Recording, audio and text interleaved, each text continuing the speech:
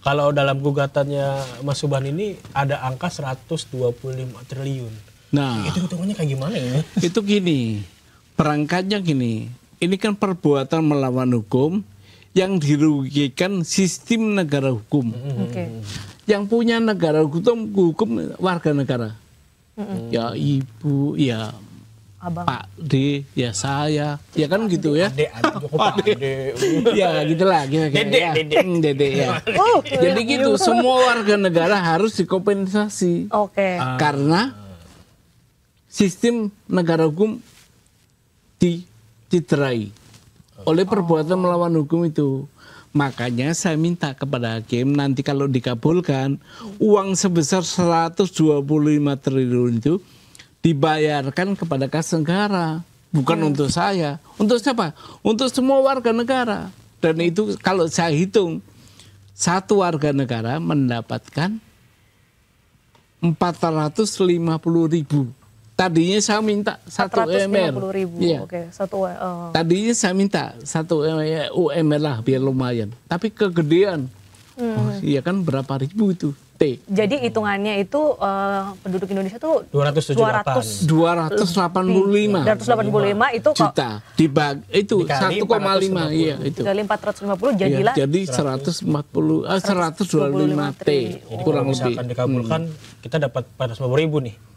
Ya negara yang ngurus, yang Negara atur. yang ngurus, ya. Nanti mungkin bisa berupa apa gitu lah. Kak Fiti kalau denger uang Bang, aduh. Kayak hijau katanya. Matanya langsung dia. Makanya yang ditanya yang 125 T itu, ya. Ya karena kan memang angka yang bikin menarik perhatian warga kan angkanya segitu fantastis kalau untuk ukuran ini ya gitu kan. Nah, sekarang kalau kita lihat dari masing-masing kita kecil kan, 450.000 cuman dapat bakso berapa mangkok itu.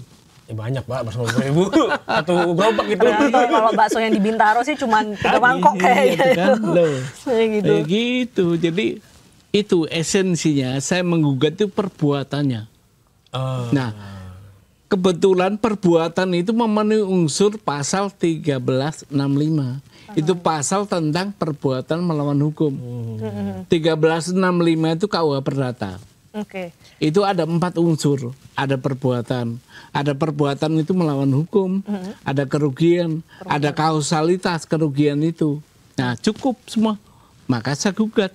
Oke. Gitu lah. Ketika kemarin Gibran Rakabuming Raka ini mencalonkan menjadi wapres, itu apakah Bang Subhan sudah melihat ini? Kenapa baru sekarang sebenarnya pertanyaannya? Gini, pertanyaan ini sering juga saya dapat ini. Jadi sebelumnya saya juga udah gugat.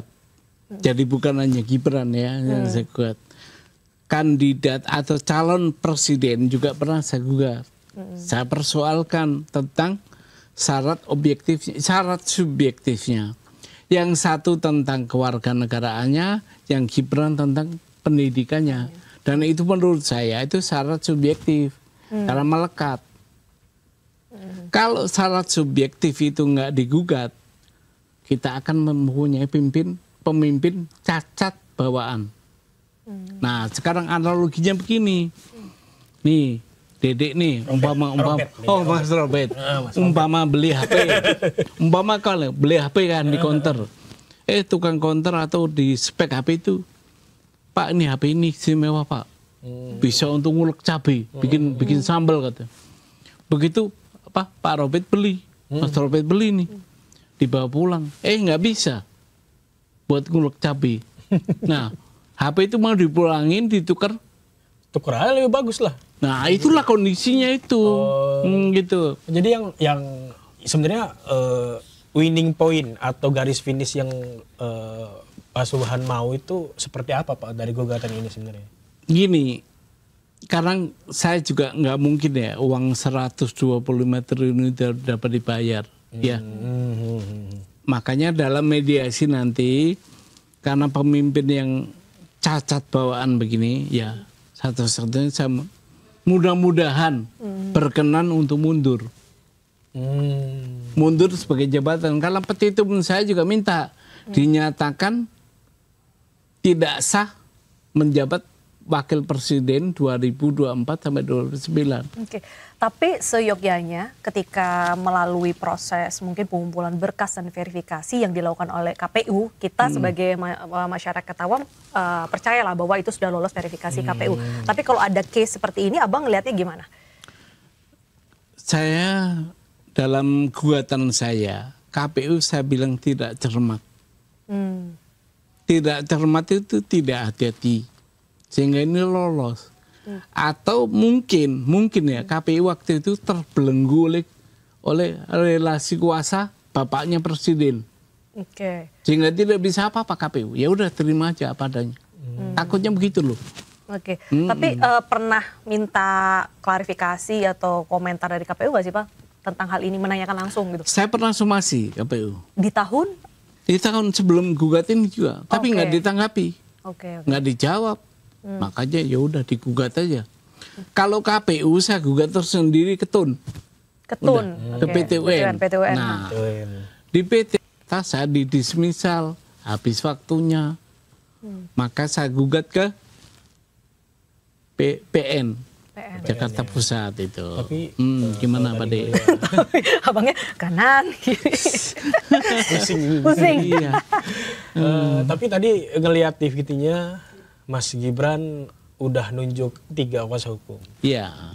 Dia mungkin juga penunjukan itu sebagai tanda dia merespon. Abang takut nggak dilawan? Pasti walaupun nunjuknya cuma 3, di belakangnya itu kita tahu ada. Gini, kalau teman rekan kita yang sekarang yang mewakili Gibran ini profesional. Ya nggak usah takut.